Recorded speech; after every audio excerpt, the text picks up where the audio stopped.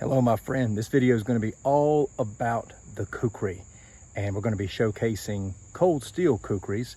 This is going to be part one of a three-part video series. In this particular video, we're going to be looking at this standard Cold Steel Kukri Machete. Stick around. As you can see, my shirt's wet. I've been out here doing a lot of jug killing with my new Cold Steel Kukri. Now, this is the standard Machete Kukri.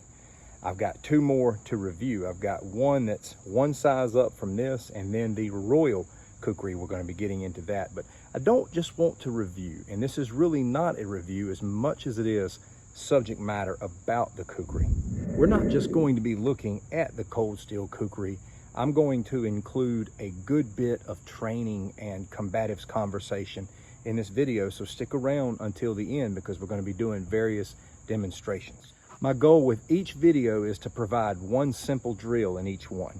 Throughout my life, I've been mostly passionate about knives, knife training, knife combat training, and I've never really acclimated to longer weapons except for that of the Kukri. And I guess you could say the way some people are drawn to the samurai sword, I am drawn to the Gurkha Kukri.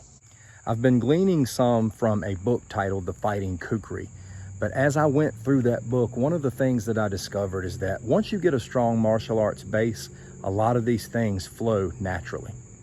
And various styles will complement one another, whether it's karate katas, kali training, all these different things. Now, I know these are not Nepal Kukris. I have one from Nepal. I have the many prints from the Kukri house, but the premise and ability is much the same. Get a nice up close look at this if you have not seen it before. Nice and simple. Here's the sheath that it comes with, which I think is actually put together right nice. Which, if you're right-handed, I recommend wearing off the left side, as I will demonstrate in a drill shortly. In briefly looking at the specs, this is 18 overall inches, so it's right large, and it has a 13-inch blade. It's made from 65 Mn carbon steel. It has a 3mm thick blade, and it has a polypropylene handle. I want to let you know up front, I don't want to do bushcraft subject matter. We know these things can chop. We know they can decimate limbs. It is a machete, and it's very sharp, as I will demonstrate, but I would rather focus on the subject of combat.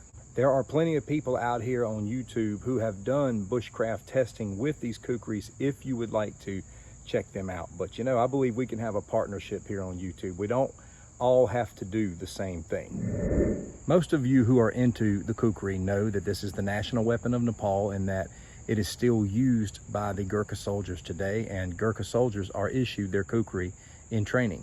But how does the Kukri apply to you and I today? Well, obviously, it's a work tool. It can be a machete, a path clearing tool. But this is also a weapon of warfare, a weapon for hit the fan scenarios, a weapon for home defense situations, and just something to give people who like zombie weapons a good warm and fuzzy feeling. The bottom line is, it is a weapon and it's something you can train with.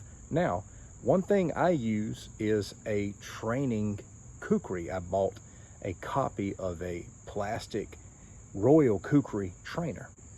At this time, I'm going to demonstrate something. I'm going to start from a blocking position, and then I'm going to do a clean slice through 4 bottles of water. You can see how sharp this is.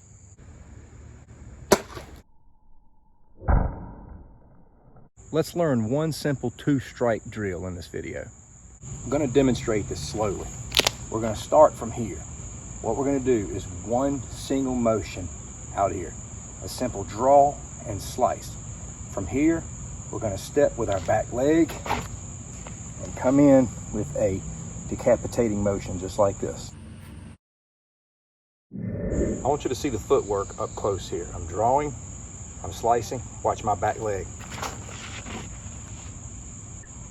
It follows a bit of a kata type of footwork, but it puts you in position perfectly.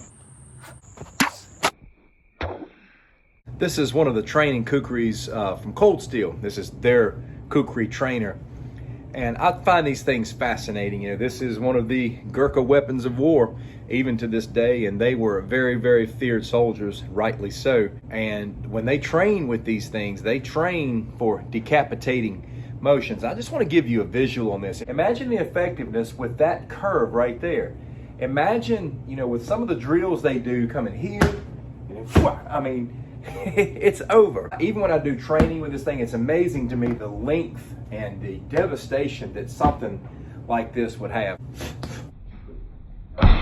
I think a Kukri is a great hit-to-fan blade to keep around because it is a fighting machine. I like to do drills with mine. I pull a lot of the drills from some that I've seen the Gurkha soldiers in Nepal doing. It's very, very awesome, the footwork and everything that comes along with it. But this one's even bigger than the trainer that I have, and I've got a couple of more coming in that are even longer than this one. As far as price is concerned, this is your entry-level Kukri. This is their most inexpensive.